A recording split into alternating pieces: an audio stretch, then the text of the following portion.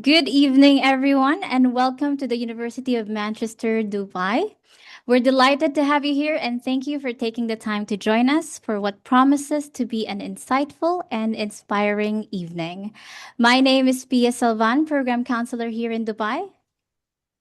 And I am Mohammed Kadir Hussain. I am the Marketing and Government Relation Executive.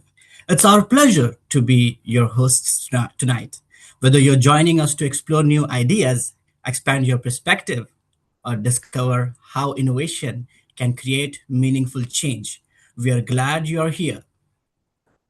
The world is changing faster than ever. Every day, new ideas emerge, industries evolve, and the way we solve problems continues to transform. But great ideas alone don't change the world. It's how we develop them, lead them, and turn them into action that creates real impact. That's exactly what tonight is all about. From ideas to impact, managing entrepreneurship and innovation is more than a discussion about starting businesses. It's about developing the mindset to identify opportunities, embrace change, challenge conventional thinking, and create value. Whether you're leading a team, growing an organization, or building something entirely new. At the University of Manchester, we believe innovation begins with curiosity, collaboration, and the courage to think differently. This evening is an opportunity to explore those ideas, ask questions, and gain insights that you can apply in your own professional journey. We encourage you to make the most of the session. Be present, be curious, and if there's a question and answers later, don't hesitate to ask questions. Some of the best conversations begin with a single question. Thank you once again for joining us. We hope you leave this evening with fresh perspectives, new inspiration, and practical ideas that you can turn into action. So let's get started. Committed to world class research, outstanding teaching and learning, and a strong sense of social responsibility, the University of Manchester is recognized as one of the UK's largest and most respected universities.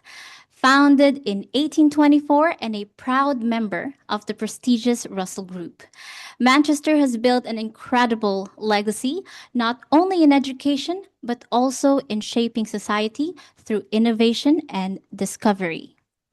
Over the years, the university has been associated with 26 Nobel Prize winners and has been at the forefront of some of the world's most groundbreaking discoveries, from splitting the atom to the discovery of graphene.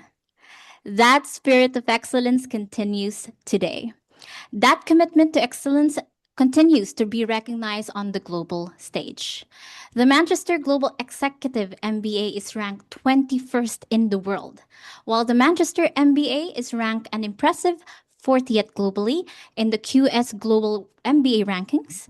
And Alliance Manchester Business School is also ranked among the world's leading business schools, placing within the global top 50 in the Financial Times Global MBA rankings.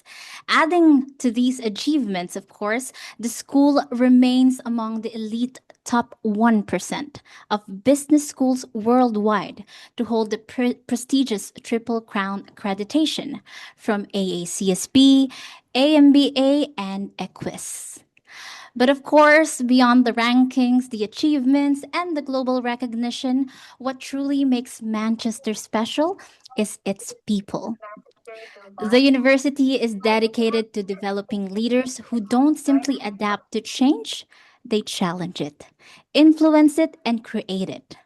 Leaders who are equipped to make a meaningful impact in their organizations, communities, and the world around them.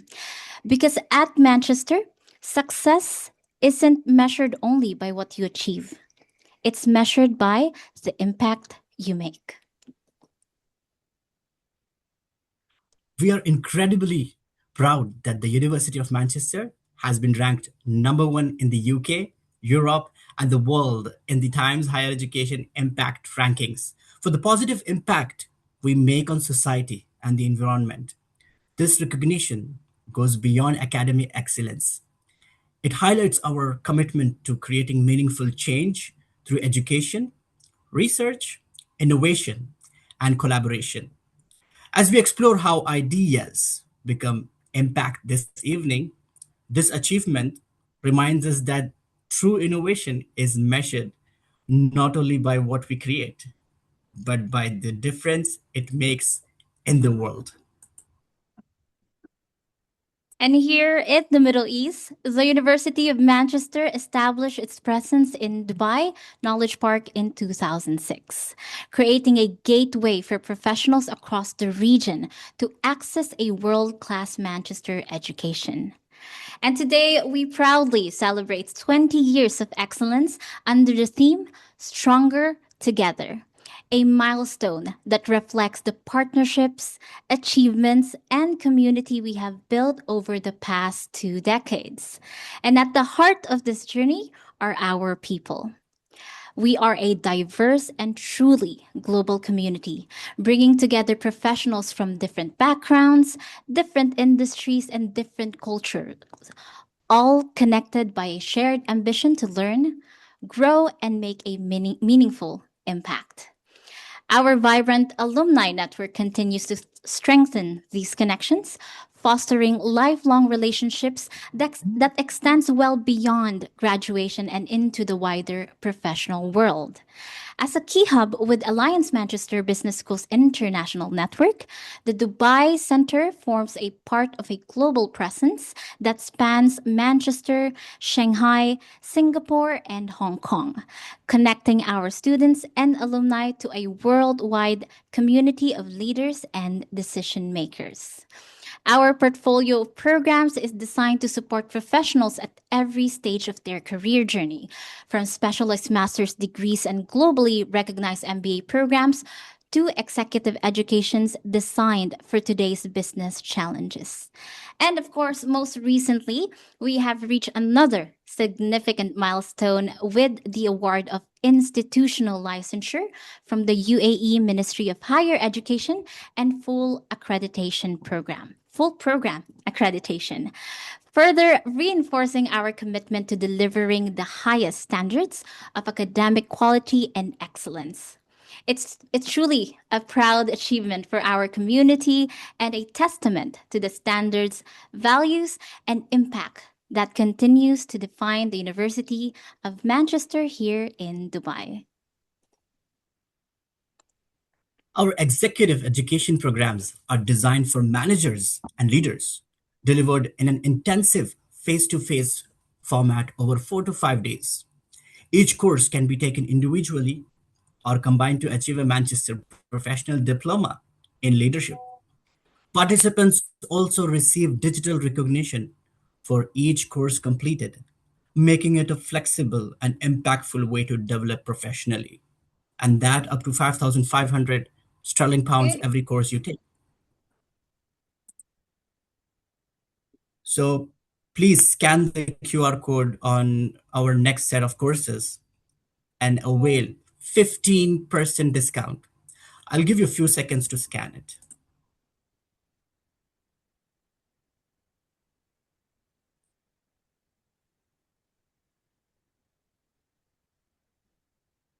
Thank you very much for that, Kader.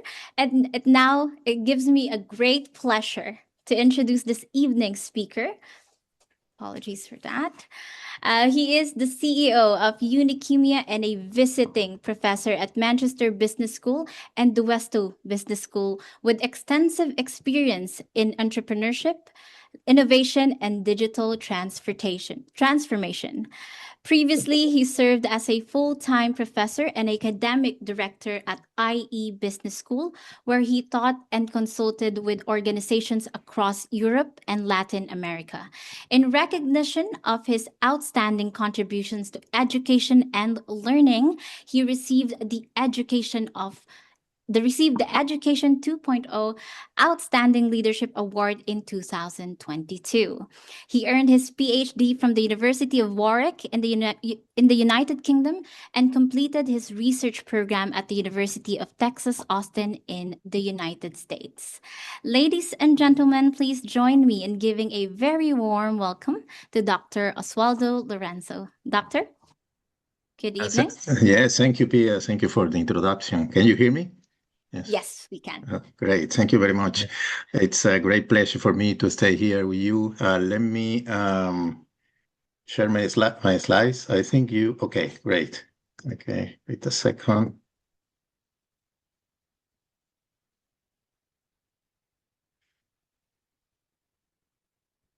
Wait a second, please. Is looking for my slides here. Okay, now here we are. Okay. Can you see my screen, right? Yes, doctor. Okay. Well, again, thank you, Pia, for the introduction. And it's a great pleasure for me to stay here sharing with you this short presentation, this masterclass about managing entrepreneurship innovation, particularly in the global context. This is my objective today. And I also want to invite you to be in contact through LinkedIn, which is a fantastic professional network or social network, as you know. And you can see here my contact details in LinkedIn.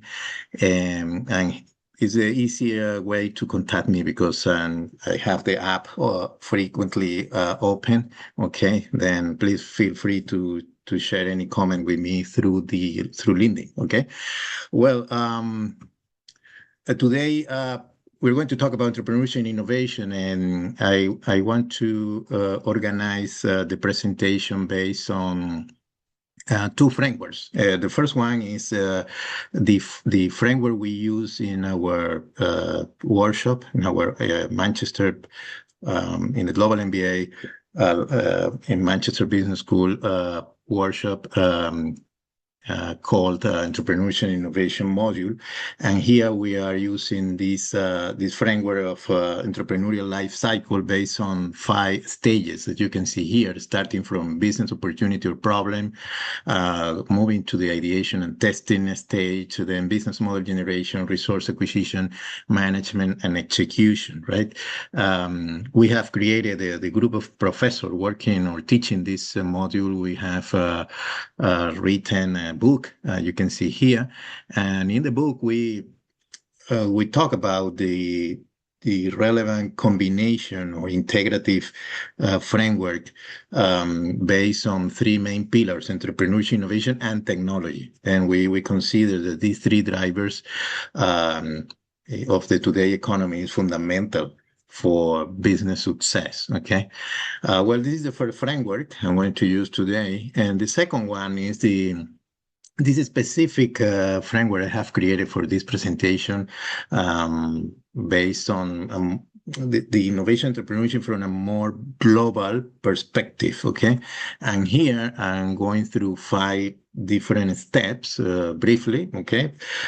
First of all, as in any framework related to entrepreneurship, okay, I'm going to take the pointer here. Okay, great. Is the even better than pointer, I'm going to take okay, this for marking the test. Okay. Well, starting from the definition of opportunity, and as you can see here, what we suggest is that there's opportunity related to developing a new product, or related to developing a new process, or related to developing a new business model. Yeah, this is very interesting because allow us to see the entrepreneurship innovation from 3 different lenses, and to identify opportunities properly. Yeah? Secondly, is the importance of developing capability for the startup and for the firm. And here, particularly, I'm going to talk about the learning loops using different theoretical frameworks like the Steve Blank or Eric Ries, okay? Related to the global context or perspective is the importance of mapping your ecosystem And we need to create partnerships and create alliances for different aspects of your innovative project uh, in different fields or different topics, yes, like finance or talent or customers, research and development, supporting organization, for example, from technological or legal aspects, yes, infrastructure or networks itself, okay? Then we're going to see briefly this part as well in the presentation. And of course, when talking about or global projects, so projects in a global context, we also need to consider the specific local aspect of the project. Even though you are planning to work in a global context, it's possible you start in specific countries or moving or rolling out to other countries, but you go step by step, right? Country by country, one country first, second country then.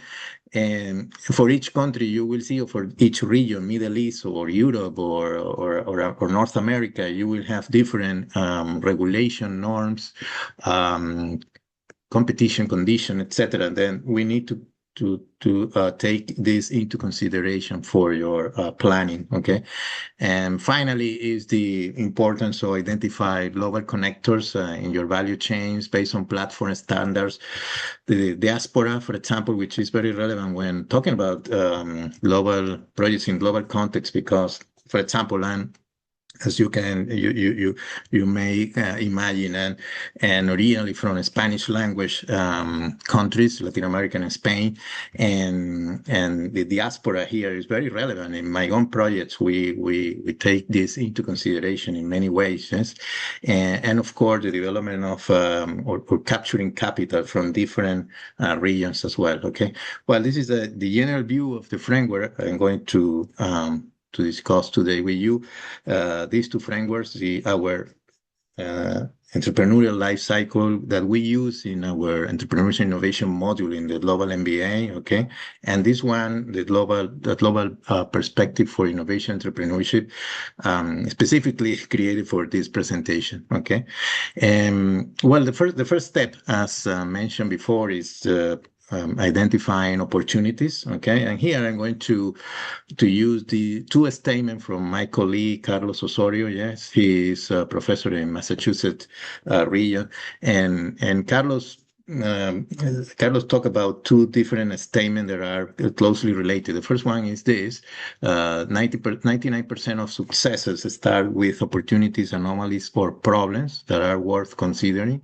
But the second one is even more relevant: is be careful, because 75% of failures start as ideas that seem great. Okay, and this is considered one of the main failure factors in any entrepreneurial project. Okay, in other words, what these two statements are suggesting us is that please be careful, because people frequently miss out half of the innovation process. Okay, if you start the innovation process from ideation,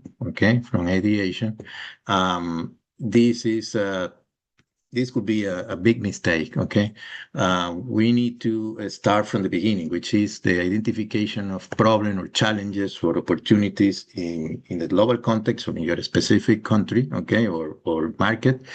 Going deeper into the problem, understanding the root causes of a problem, the specific contextual issues of a problem. Observation is highly recommendable. If you can go to the specific context and observe what is happening and why, what are the reasons of that, and from here finding the specific insights related to the problem. Okay. After that, as you can see here, is when ideation stage start working. Yeah. But again, typical mistake is that people frequently miss out this first half of the innovation process. Then be careful, please. And remember this specific recommendation. Yeah. One example we traditionally frequently used in our seminar is the M-Pesa from starting from in Kenya. Is the M-Pesa is very interesting because, as you can see here, and the opportunity has been related to helping people without bank accounts. Okay, as you see at the World Bank statistics and other global or multilateral institutions, you can see that the percentage of people without bank accounts worldwide is huge. Is we're talking about almost 50%, 50% of people worldwide without bank accounts, almost there. Um, and well, this is a social challenge, but M-Pesa was able to take this social challenge and building and creating an opportunity and a solution from scratch. Okay, this was some time ago, but it's an example I like. I love it because allow us to see how sometimes for successful innovative project you don't need the latest technology. In fact, they started using the old-fashioned mobile technology like the famous Nokia. Yeah? But the idea was that customer register with an M-Pesa agent, usually a cell phone dealer, gas station, chemist, supermarket, or shop, and buy electronic value, which they can then send. Let me close here. They can then send by secure text messages to any other mobile phone user in Kenya. Okay, the recipient collects the cash by going to any M-Pesa agent. Okay. Beyond the specific details, as you can see here, is again is the importance of the previous argument. Is starting from the opportunity or problem identification, and then creating the solution or the idea. Okay, this is one of the main messages I want to share with you today. Okay, the order or the sequence of the stage is relevant. Okay, well, very good result from this initiative, perhaps from a social perspective and business perspective. 25% of Kenya gross national GNP flows through M-Pesa, which is really amazing. Okay. Well, this is first example mainly for, again, to allow you to see how this way of thinking from problem opportunity and ideation process is working in different cases. Okay.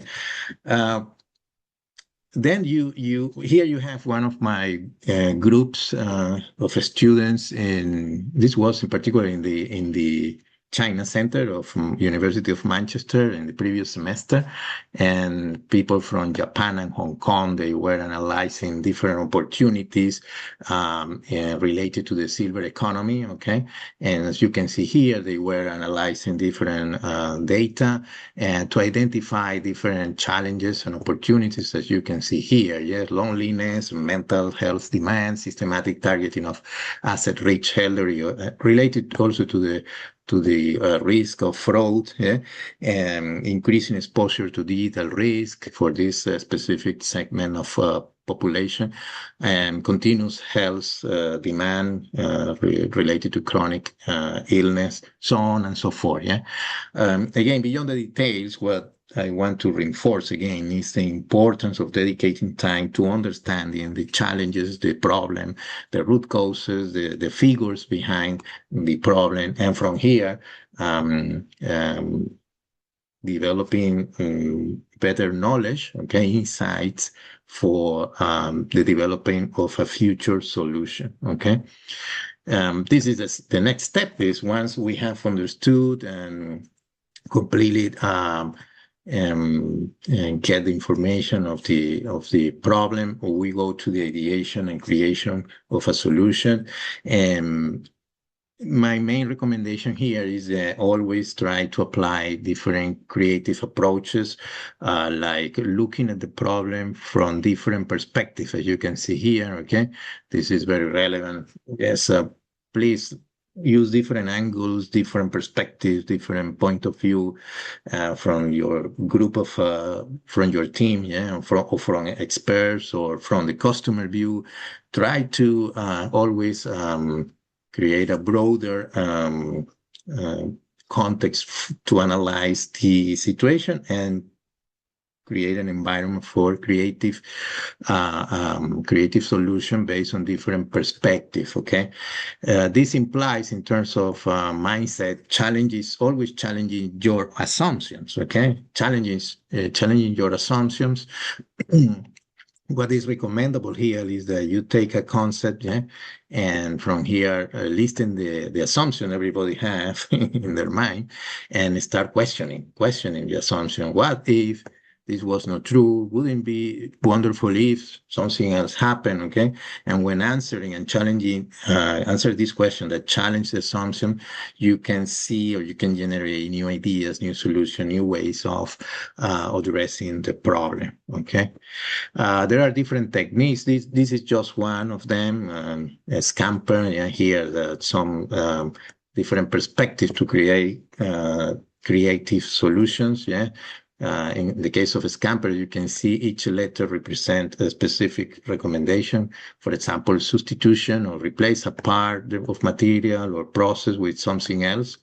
Okay, or combining, joining elements, ideas, or function together in a new ways. Okay, and you can see here the different modifying something to better suit a new purpose, which is adaptation or modification, or put this to another use, yeah, rather than changing the thing itself. Consider changing the context it exists, or eliminate or reverse the situation. Okay, just different recommendation related to creativity, yeah?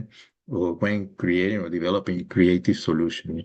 Related to this, the case of combination here, okay, combination. I highly recommend this documentary. It is, I think I watched it in Netflix, okay? But it's available different platform, The Creative Brain by David Eagleman. He is professor in Stanford University, and in this documentary, there's he interviewed different creative people. Okay, and one of them is Phil Tippett, who is animator and monster maker from movies like Star Wars or Jurassic Park, as you can see here. And what is interesting, let me read it, is that he said his scrapbooks are a visual representation. This is a very important technique when creating something new, visual representation of what is going on in his brain. Yeah, they allowed him to take disparate inputs, break them apart, and put the ones together that he finds useful.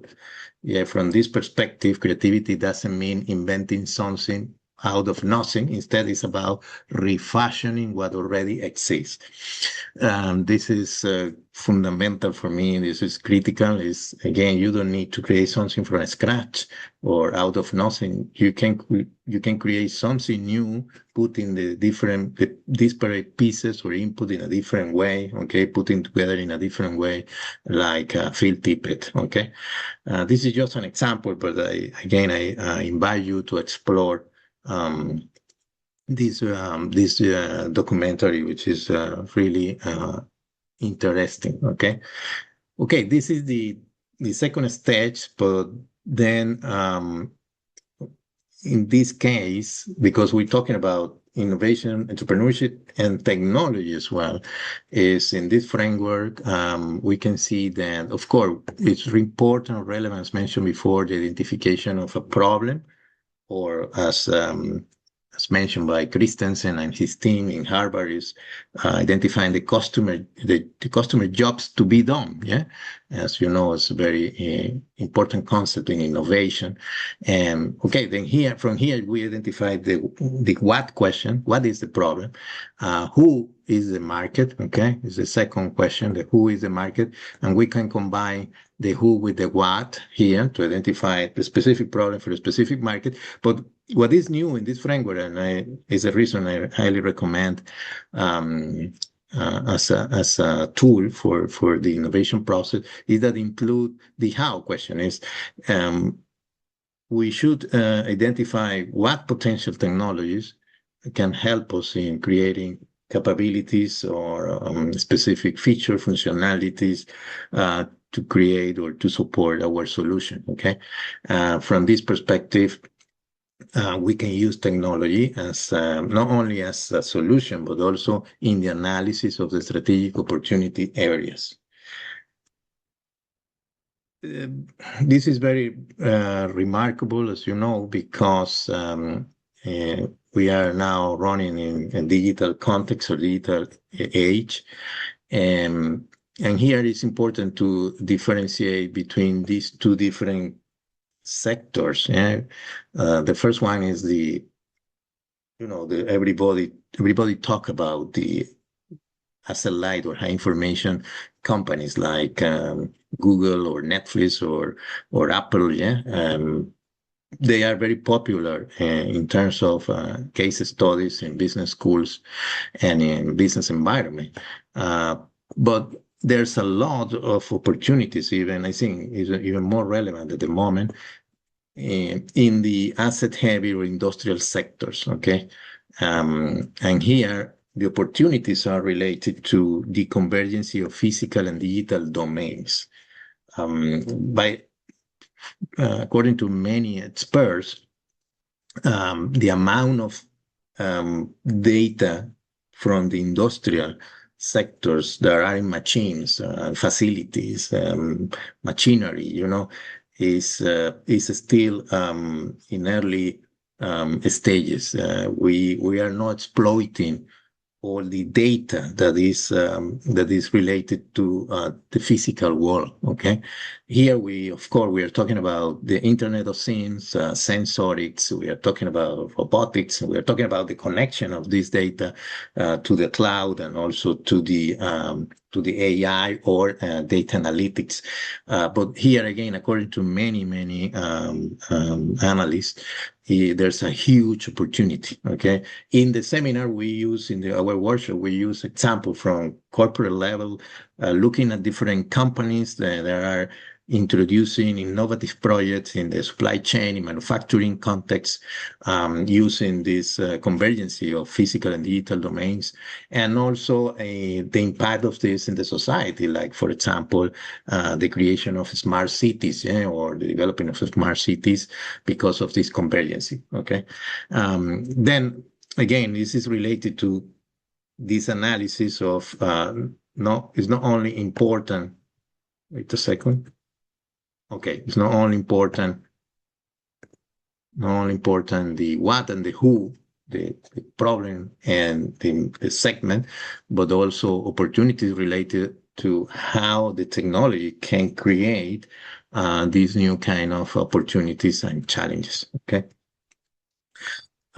Here you can see some examples that we can consider for understanding the convergence of physical and digital world. And something that, by the way, in this book, I also recommend the fusion strategy. And these two authors talk about the importance of collecting data that is in motion. Yeah, is in this case particularly related to the automobile sector or mobility sector. Yes, is created product in use data set. Yeah? And from here, once we are able to collect this data from vehicles, but also from different facilities in a smart city, traffic lights or pedestrian roads or tramways, so on and so forth.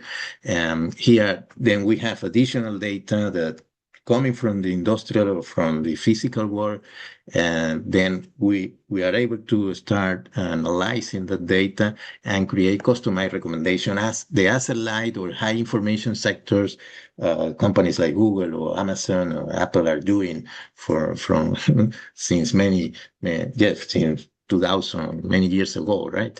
But the point here is from this data, we can create customized recommendation. If you are driving a car, take a rest or coffee after 2 hours driving, or in the next stop, specific gas station offering a discount that you are able to see in your car, transportation options in real time, traffic lights, not based on the traditional sequence or for example, in Netherlands, we like using this example of Rotterdam or Amsterdam, in which the traffic lights are changing the lights, red, green, or yellow, based on the priorities. The algorithm is able to prioritize that the pedestrian or the bicycles or the bus or the tramway are more important or have higher priority than your own vehicles or vehicles in general terms. Yeah. And then the algorithm is able to detect that, also collecting data from the physical world and changing the color accordingly. Okay. This is just an example, but again, what I wanted to reinforce here is that there's a lot of opportunities in this or related to the convergence of physical and digital domain. Okay.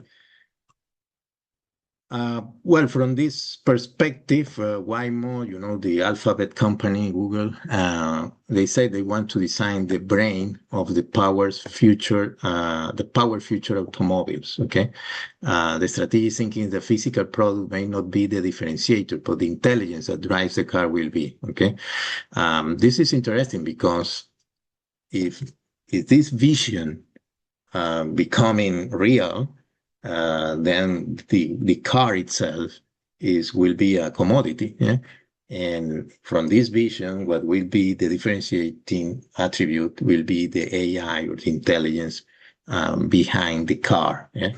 And this is a vision, of course, but innovation is about that. Is you plan or you try to see the future, the potential opportunities in the future, 3, 5, 10 years ahead. Okay, when you look at the example of Amazon or Jeff Bezos in 1995, thinking of the future of internet, everybody said he was crazy in 1995. But that's the difference. So that's a critical difference between visionary and normal people. Yeah? And innovators are visionary. You need to create a vision and working on the on working on that, yeah, working to achieve the vision. But again, here, according to Waymo, the most important thing is created a digital artifact. Okay, digital artifact, which is very interesting concept. And from that perspective, the digital artifacts on the industrial edge must be designed for real-time observation. We are going to be able. This is the case of Henkel, the consumer goods company. Okay, they were creating real-time observation of all supply chain, all manufacturing factories, remote fine-tuning, and algorithmic optimization. Remember that from this perspective, a business algorithm is a proprietary reasoning. Okay, then from here, the importance of dedicating resources for AI for your own business, for your own processes, and that will be part of your proprietary reasoning. Okay. Okay. Well, I have dedicated, I think, enough time for this first part. Okay, the definition of opportunities and challenges. But again, in terms of the global environment, it's also important to identify capabilities that differentiate you from others. Yeah? And your team, of course, is very relevant, as you know. But let me reinforce today the learning loops as critical part of any company capability or startup capability. Yeah? Here, there are different models, reference that we can use, like the Steve Blank. He talked about the importance of pivoting. Yes, the importance of pivoting, which means that you create something, yes, and then you test that solution or that prototype. You test it with the customer, and you can receive feedback that allow you or encourage you to do fine tunings or changing, yes, which means pivoting your solution for a better option or changing radically depending on the feedback. Or you can go on, okay, say, okay, the feedback is fine, and then we have green light to go ahead and create the market, yeah. And from this perspective, we can see two main roles in the entrepreneurial and entrepreneurial journey: the search of the innovation role. You are here creating something, testing, using prototypes, receiving feedback, and pivoting. Okay, but the second part is once you have already tested. You have the feedback, definite feedback to go ahead, and you need to create a business, okay, to create a company, and that's the execution part. Then from this perspective, you can see that we need different roles at different moments, okay? One excellent example of this is the movie of McDonald's, the founder. I highly recommend you to watch this movie because here you can see Ray Kroc, which is here. This role is played by, what's the name of this guy? Keaton, Michael Keaton. Saying yes, it's this guy, right? And you can see in this movie the McDonald's brother were playing the role of creating the model, the speedy system or the fast food model, and Ray Kroc was more responsible for rolling out the business model, created using the franchise business model and scaling up the McDonald's model, right? Two different roles. This is the main message here, and in this movie you can see that very clear. Okay. Highly related to the Steve Blank model is the Eric Ries model, the Lean Startup model. And again, here, the main part is that you create, turn ideas into product using the concept of minimum viable product and to test your idea as soon as possible in the cheaper way. You receive feedback, you measure what the customers think about your minimum viable product. And from here, you learn. This is a learning loop, and you decide to pivot or persevere. Okay.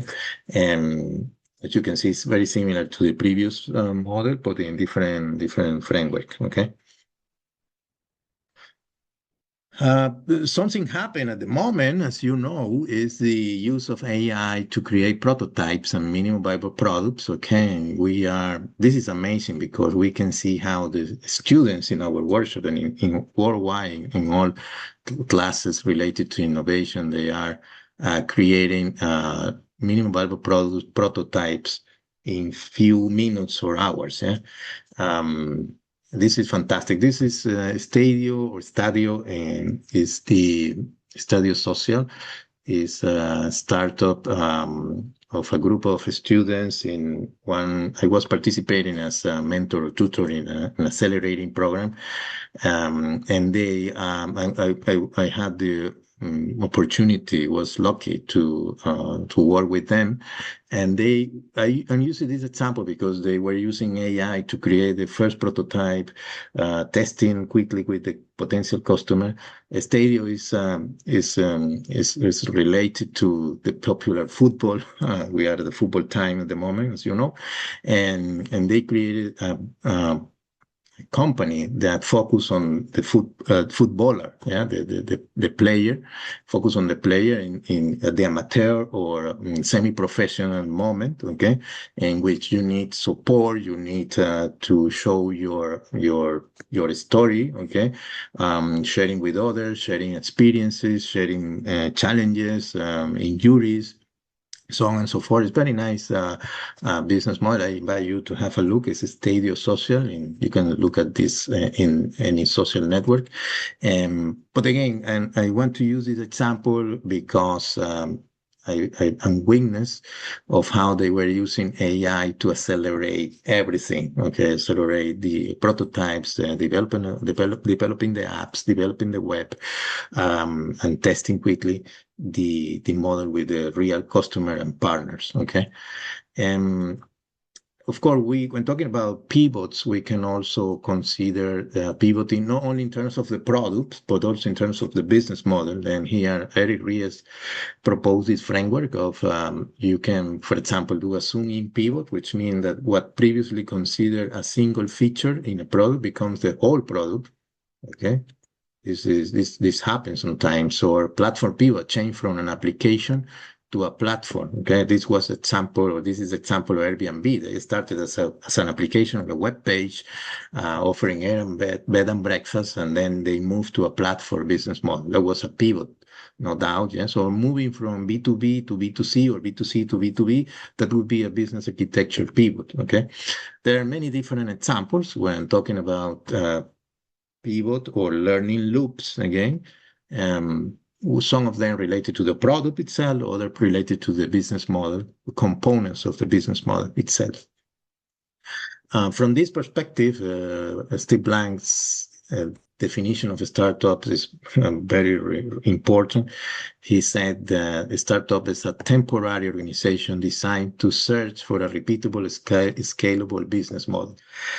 This is, from my point of view, very, very important. You understand, you realize from the beginning is when you are developing an innovative or innovation project, your own startup, you are testing something.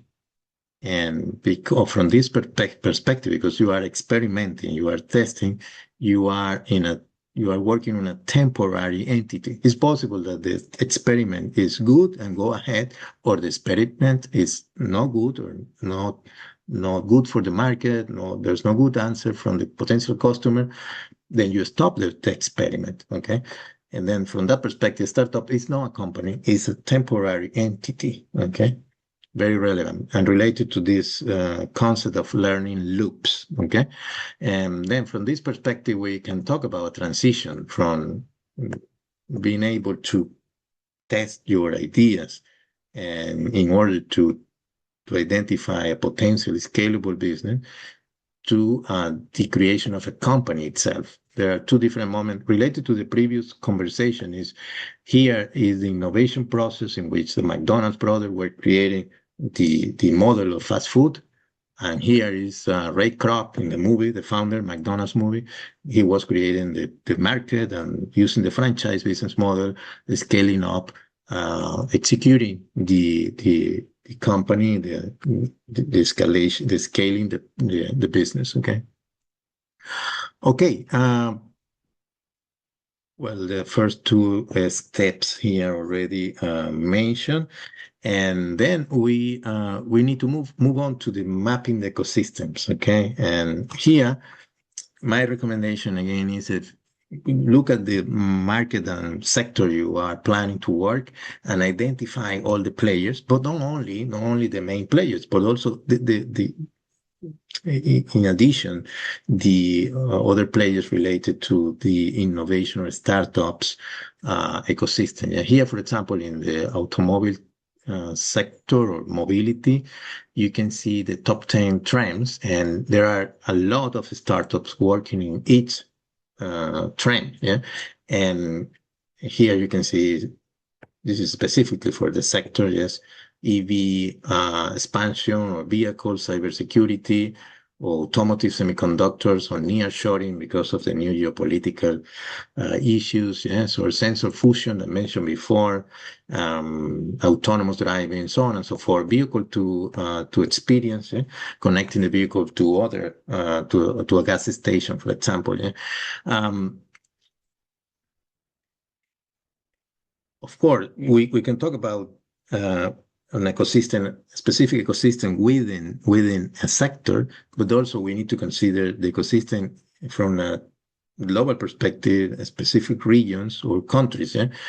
This is just an example, but you can see here there are different ecosystems in different regions. Yeah? In North America, of course, we can talk about Tesla, or we can talk about BYD in China, yeah, as important players creating their own ecosystem around the sector and the region. Okay, and as an entrepreneur, we need to understand this and also to try to be connected to the ecosystems in which the new technologies are emerging for our sector or the specific or more relevant players are executing their business. Okay. Also, I highly recommend you understand or try to analyze what countries are leading specific technological trends. In this report, you can download from your browser of preference. You can see here how China has been moving ahead exponentially in terms of different technologies. Yeah, for example, you can see here they increased from 52 technologies, a huge leap from 2003 2007. They were leading 3 technologies in 2003, and recently they are leading 57 or out of 64 critical technologies. This is just an example of electric battery, in the same context of mobility, and how in different years, yes, how China became the number one, and also how there are other countries in the third, fourth, or fifth place. Okay.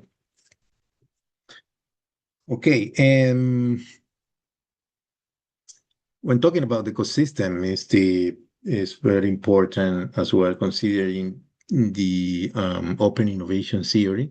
In other words, is normally when talking about corporate innovation, you can create your products in-house, or you can try to create partnership with others to develop products together, or you can embrace joint ventures and making a specific investment in order to acquire new capabilities. Okay. This is a critical decision from a corporate perspective. Okay. If you are in a corporation, from this perspective, we talk about entrepreneurship. The best practices are suggesting you can consider creating a corporate innovation lab, or creating a venture capital arm, or creating an accelerator program. Okay. And as a corporation, you will try to collaborate or to participate in a specific innovative project from startups in a specific ecosystem in order to, for example, acquire a specific capability, participate in the creation of a specific new standard in which you can be part of that if you are a corporation. Okay. And let's use the example of Repsol, which is the oil company in the energy sector in Spain. And it's a global company, but with a headquarters in Spain. And they has been investing on a specific startup, for example, Ample, yeah, or innovative projects. And Ample, you can see here, 2 years ago, they bring the first EV battery swap station to Japan. Okay. And this is very interesting concept. And Repsol has been participating as one player in this company. The company is based in Silicon Valley. Okay, so you can see here the investor and the corporate partner is in Spain. Yeah, and they were testing the first ever EV battery swap station in Japan. This is a very nice example of a global innovation project. Yeah? Again, what is important to mention here is that you, as a startup, you are developing an innovative solution. You are able to attract corporation. Repsol Shell from Netherlands is also working here, or energy corporation. But the idea of this ecosystem is creating a kind of a standard infrastructure for this model of EV swap stations. Okay. Again, it's just an example, but I love it because it's very, very interesting. Okay. You can see that in a very important or huge sector like mobility and energy. But also we can see this working very well in more smaller examples. Yeah. Again, stadio in the football or sport sector, and they are now, after testing everything, testing the product, they are now starting the growing in number of users and fine tuning the model. They focus again on the player, the footballer, in order to he can have an environmental context in which they can share their challenges, their injuries, sharing with others, learning from others. Okay. And now they have at the moment 496 players, 56 nationalities. The team is based on 6 people, 5 nationalities. Okay. And they have 4 partnerships, 2 in Spain, 1 in Portugal, 1 in the UK. They are starting, but I love this example because again, they are starting from out of nothing. They but very very fast. They were creating a prototype, testing the prototype, creating the final app, or now fine-tuning, but the final, almost final version of the app and the web. And you can see here, in fact, in Middle East, they also have players at the moment, and in this starting moment for them. Okay, they are looking for more partners globally. If you are interested, you can contact them.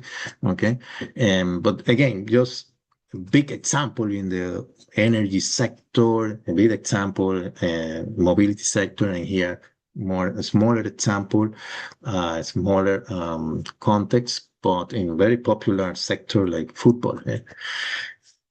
Okay, guys. Well, different examples and different models, concepts through this journey. Okay. Don't forget that it's important considering the specific local regulations, norms, conditions. Even though you are planning for a global operation, local understanding is also relevant. And of course, the global connectors, like understanding the value chains. Okay. Again, in terms of, we can talk about the innovation value chain. And the case of Repsol with Ample is very, very interesting. Startup from Silicon Valley, the corporation from Spain, testing the product in Japan. Okay. Then this is a very good example of innovation value chain. Identifying, if you want to create or try to create a standard platform, a standard infrastructure, you need to be connected to other platforms, understanding the diaspora. Okay. In my case, my company, I have no dedicated time for talking about our own company. Unichemia is in the educational technology, tech sector, and we have created our own learning platform based on knowledge graph and semantic AI. Now, Gartner talk about neuro-symbolic AI, but we have at the beginning, we were taking full advantage from the diaspora. Okay, we're starting working on the Spanish language market and considering people from our network. Okay, from alumni network of professionals located in different countries. Okay. Okay. Well, again, it's a big picture, or you can see here the big picture of my presentation, and it's just 1 hour to show everything, but I wanted to show you the an holistic perspective of the different aspects you need to consider when developing your startup, your innovation project. Trying to give you some examples or main best practice in terms of in the global context. Okay. My final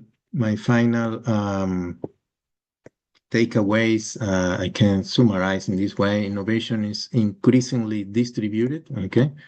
Ideas, talent, and capital move across borders faster than ever.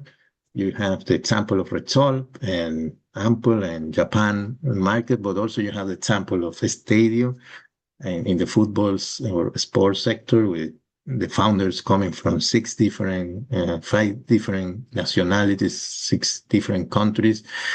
This is happen frequently, more frequent than expected. Ideas, talent, and capital move across borders. So you need 2 lenses at once: local, because you need local resources, understanding the local institution, the local culture, but globally you need to understand linkages to markets. Here, for example, diaspora can be a good example, a good insight. Value chains, creating innovation value chains worldwide, and the knowledge network related to those value chains. Okay.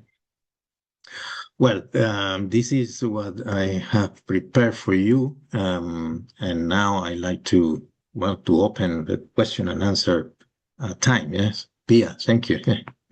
Thank you so much, Dr. Oswaldo, for that insightful session. And for everyone attending, you can send us your questions, or if you'd like to to ask your question directly to Doctor, we will allow you to speak, of course. But Doctor, I'd like to begin with a question about your framework, Doctor. Of the 5 steps you actually shared today, which one do you believe entrepreneurs most often overlook? And what practical advice would you give to avoid that mistake? Well, I want to reinforce again the importance of beginning from the starting point, which is identifying a real problem, yeah, identifying a real challenge. And frequently people miss out this part of the process and go directly to ideating a solution. You know, frequently we hear or listen, I got an idea that will change the world. Be careful, yeah. I got an idea, and how have you arrived to that idea? What is the real problem? What is the real challenge? Then, if this part is well understood, and you dedicate time for that process, enough time, from my point of view, you have half of the way already developed. Okay, because ideation, of course, some ideas are better than others, but ideas will be better if you really understand the problem. Okay, and then developing the idea to a business. You in that case, you can, in that moment, you can apply traditional best practices for scaling, yeah, for creating uh, the business globally. Yeah? The example of McDonald's is, from my point of view, is a beautiful example. Yeah? I invite you again to watch the movie, because what was really different was the creation of a solution, the fast food model, based on a clear understanding of the problem. And you can see in the movie how the McDonald brothers identified the problem, well understood the problem, and then created the solution. What happened later with Ray Kroc, that was scaling, using franchising, scaling the business to the different regions, different countries, so on and so forth. That's more traditional business practice, okay? But what is really new or differentiating was the creation of the model itself, okay? Got that. Thank you, Doctor. I actually have one question here from the chat. What emerging trends should aspiring entrepreneurs be paying attention to? Well, particularly, I think I'd like to talk about two of them. The first one is the one that everybody's talking about, which is AI. Yeah? But be careful, because AI is very relevant, but it's not. But it's not only generative AI. Okay, and this is important that any innovator understand. Okay, generative AI is relevant for specific challenges, or attending or addressing specific challenges. But there are many others AI, okay? For example, I'm working in my business, I'm working with knowledge graph and semantic AI, which is more related to the organization of knowledge within a platform, creating ontologies of the specific knowledge and thesaurus. That, by the way, is very relevant for generative AI, okay? But it's a different type of AI. This is just an example, but what I want to reinforce is AI definitely is one of the main trends at the moment, not only for innovation from a perspective of from a startup perspective, but also from the corporate perspective, because AI will transform all organizational models, okay, the way we are working at the moment and in the future. Then there's huge opportunities related to organization and innovation driven by AI, okay? And the second technology is Internet of Things, or sensorics, because as I mentioned in the presentation, is the connecting the physical world to the digital world is now a big opportunity. There are, of course, many vehicles connected to the cloud. There are many traffic lights connected to the cloud, but there are few things, okay, worldwide connected to the cloud. Here, there's a huge, really huge opportunity. Okay, and then if you collect data from the industrial world, the AI is again in the equation. Okay, it's again in the analysis of the data. But first of all, we need collecting data from the physical world. That's a huge opportunity. Got that then. How about you, Mohammed? Mohammed, is there any questions from our There's two Mhm. questions in the Q&A session. Um, One of the question I would like to choose is from Muhammad Hamad. He asks that, "Hi, Professor, do we have any empirical evidence that many of today's innovations have actually followed this five-step approach?" Well, Very nice. there's no one study with the 5 steps. I have developed this framework for today's presentation based on the evidence, okay, based on best practices, okay. Each of the 5 steps, there's a lot of case studies, business evidence happening, okay. But I must recognize that I have created as a framework for today, okay? But each part separated has been considered in using empirical evidence, as mentioned by the person, yeah?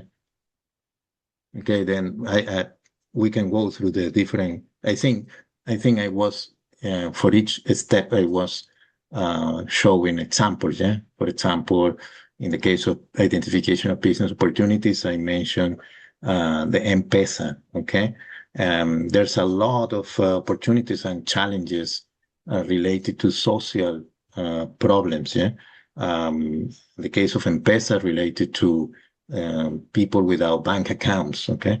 But also I show here the students, and but there are many companies working in the issue of silver economy. That's a big sector at the moment, the silver economy. Then here too, empirical evidence. That's a lot of information, many success cases. Then if you move to for example, ecosystem of innovation, the case of Rexall is real. In fact, now writing a brief case, teaching case for my class related to this, okay, in a more documented way. But it's one fantastic example of how an ecosystem of innovation working in the Repsol with this Silicon Valley company and in testing EV station in different countries. That's also there's real evidence of that example, you know? And so on and so forth. I think that all examples we were using were taken from real examples, but again, the framework itself was created by me for today. But each step, there's a lot of data supporting that. Thank you, Doctor. Thank you for answering that. We go to next question by Mahmoud Ismail. Um, he says that across on the most competitive asset light, fast growing domain like cloud SaaS, software as a service, competitors like Amazon, Google, Oracle, what is the best approach for a startup or SME to innovate better against them, especially using agentic AI? Yeah, well, I would say 2 things here. One is the best practice of creating a business model based on recurrent revenue, yeah, like software as a service. However, it's very difficult to compete against these companies in terms of technological only based on technological infrastructure, okay, because they are big players with a lot of muscles and a lot of money. Yeah? It's almost impossible to compete against Google, Amazon, Apple, so on and so on, BYD or Alibaba, yeah, whatever. Yeah?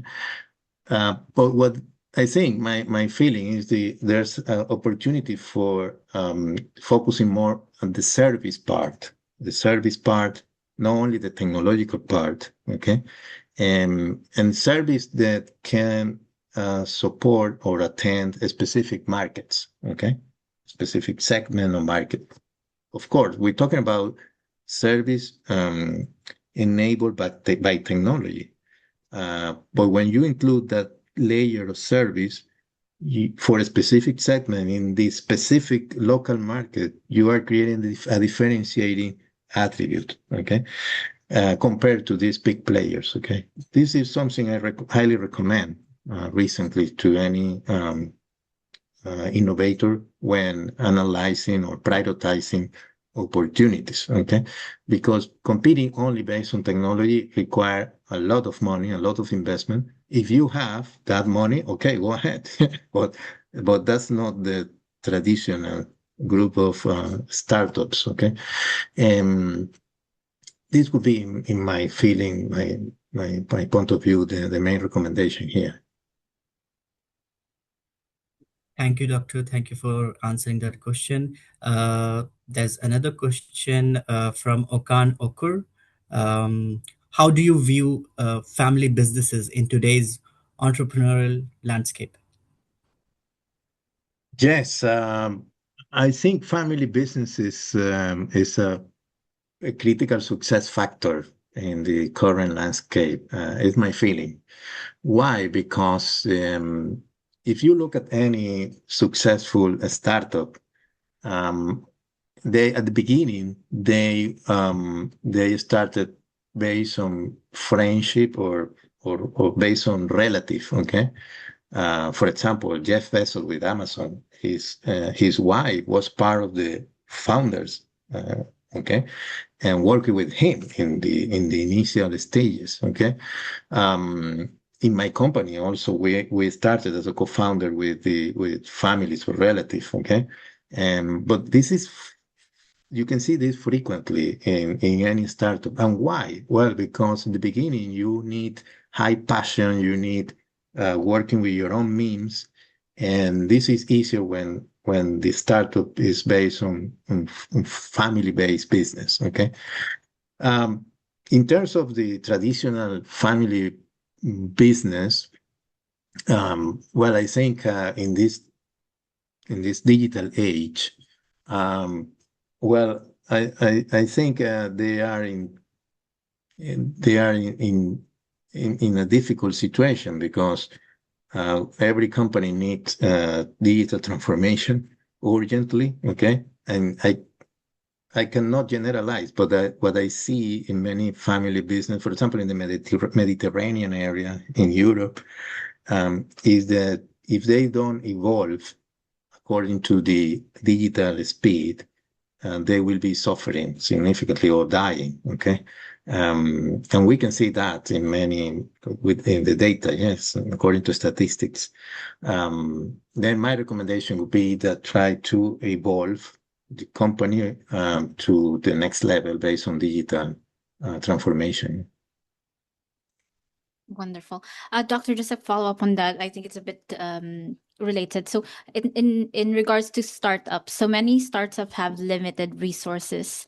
So, Yeah. which capabilities should entrepreneurs prioritize building first to maximize their chances of success? Yeah, well, the theory based on the practice talk about effectuation.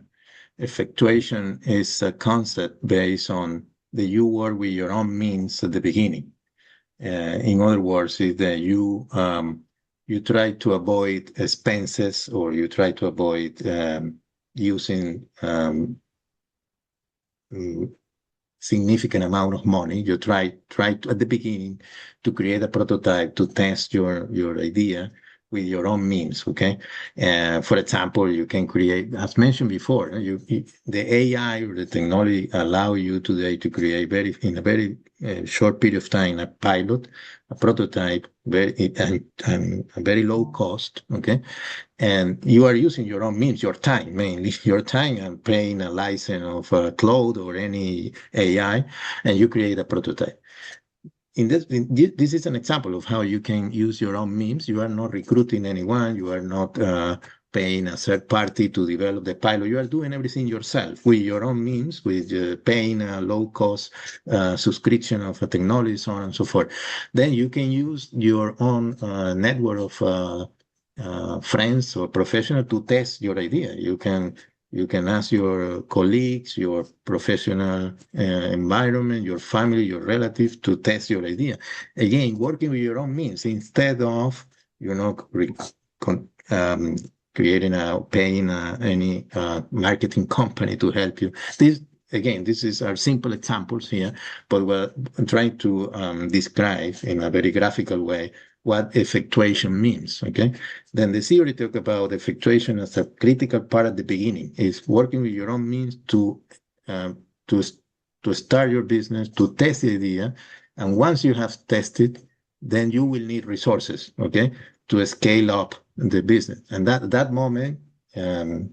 You can include business angels or you can include venture capitalists, so on and so forth. Okay, but my recommendation is start your business as soon as possible. There's a nice book I also recommend, which is the autobiography of Phil Knight, which is the founder of Nike, the sneakers. Yeah?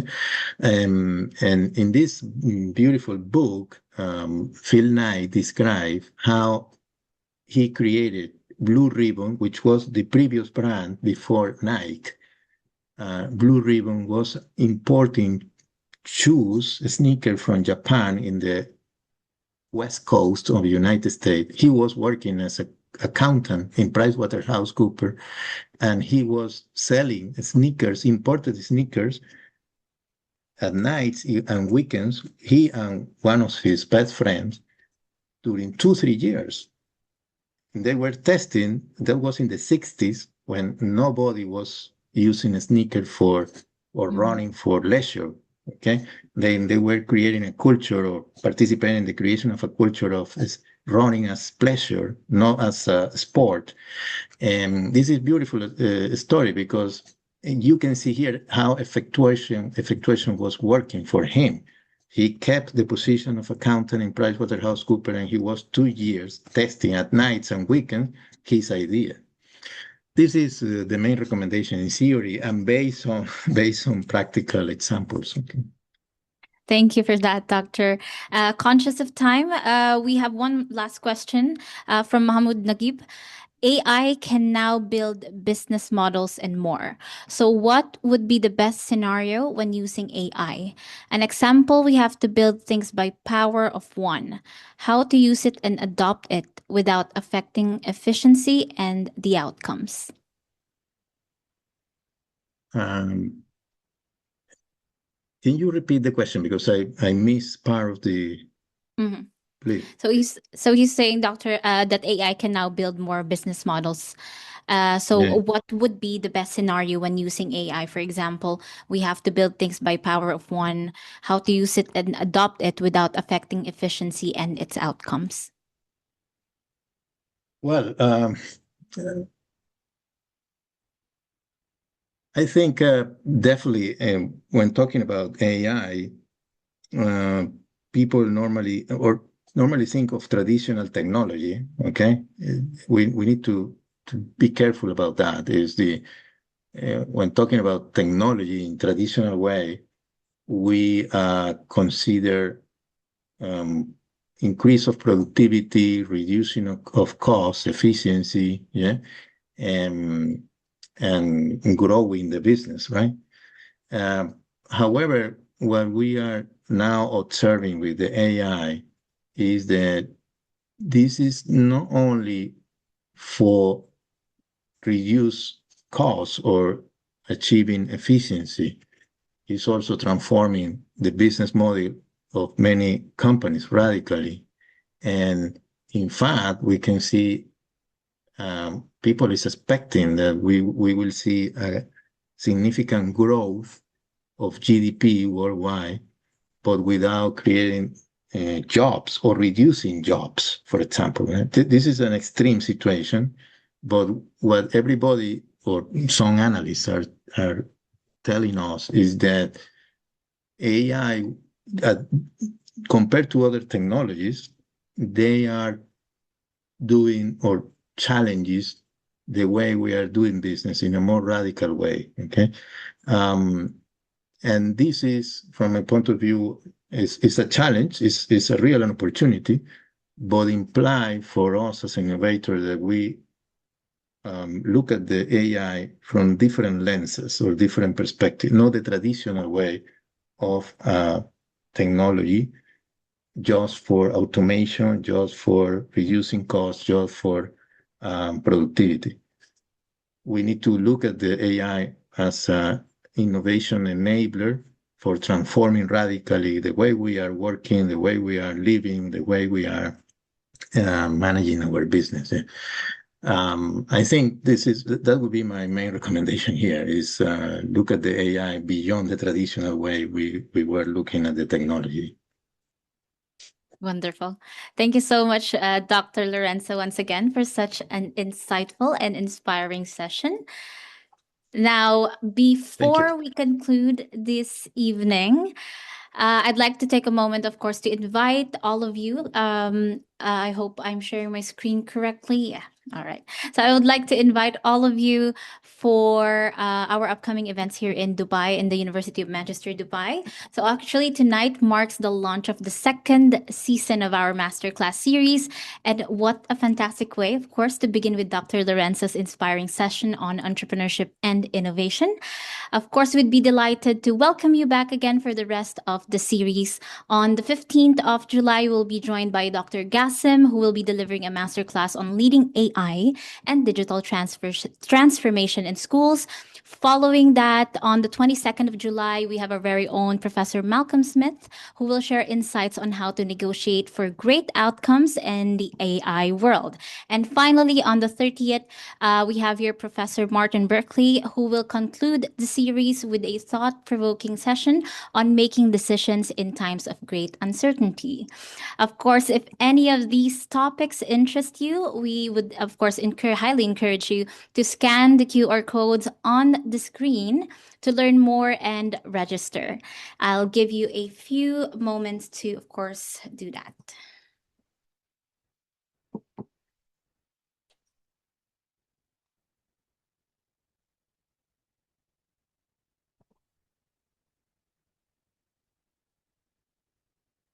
All right. And thank you again, Dr. Lorenzo, for sharing your expertise and for inspiring us with valuable insights into entrepreneurship and innovation. I'm sure, of course, here everyone is leaving with new ideas, fresh perspectives, and perhaps even the confidence to take the next step in turning their own ideas into impact. And of course, on behalf of the University of Manchester, Dubai, we'd also like to thank each and every one of you for joining us this evening. Your curiosity, engagement, and participation are what makes conversations like these so meaningful. So we hope today's session has not only informed you, but also inspired you to think differently, challenge the status quo, and embrace opportunities for innovation in your own journey. So before you leave, we had love to stay connected with you. Simply scan the QR code on the screen to follow the University of Manchester, Dubai, on our social media channels and keep up to date with our latest events, insights, and opportunities. We had also be grateful if you could take a moment to leave us a review on Google. Your feedback helps us to continue creating meaningful experiences for our community. My name is Muhammad Kader Hussein, and we look forward to welcoming you back to another University of Manchester event very soon. And as we leave tonight, let's carry forward the inspiration, the insights, and the connections we've made, because that's where meaningful change begins. My name is Pia Salvan. Thank you so much for being part of this evening. Thank you, Dr. Oswaldo. Here's to stronger ideas, Stronger impact, a stronger future, stronger stronger together. together. Good night, everyone.